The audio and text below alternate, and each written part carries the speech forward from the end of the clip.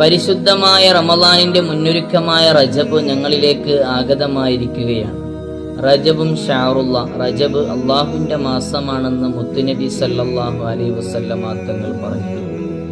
പണ്ഡിതന്മാർ പറയുന്നു, റജബ് എന്ന് പറയുന്ന മാസം ഇസ്തിഗ്ഫാറിന്റെ മാസമാണ്. അതുകൊണ്ട് പൊറുക്കലിനെ അധികരിപ്പിക്കേണ്ട മാസമാണ് റജബ്. ഈ പരിശുദ്ധമായ റജബിലാണ് അള്ളാഹുവിന്റെ റസൂൽ സല്ലല്ലാഹു അലൈഹി വസല്ലമ തങ്ങൾ ഇസ്റാഹ് മിഅ്റാജ് പോയിരിക്കുന്നത്. ഞങ്ങൾ നിസ്കരിക്കുന്ന 5 വഖ്ത് നിസ്കാരം മുഅ്മിനീങ്ങൾക്ക് അള്ളാഹു നൽകിയ സമ്മാനമാണ്. ഈ സമ്മാനം അള്ളാഹു നൽകിയിട്ടുള്ളത് റജബ് മാസത്തിൽ തന്നെയാണ്. അതുകൊണ്ട് റജബ് എന്നുള്ളത് ബറക്കത്താക്കപ്പെട്ട ഒരു മാസമാണ്. ബറക്കത്തിന് വേണ്ടി ദുആ ചെയ്യാൻ മുത്തുനബി പറഞ്ഞിട്ടുണ്ട്. അല്ലാഹുമ്മ ബാരിക് ലനാ ഫീ റജബിൻ വ ശഅബാൻ വബല്ലിഗ്നാ റമളാൻ എന്ന് ദുആ ചെയ്യുക. അല്ലാഹു തൗഫീഖ് നൽകട്ടെ.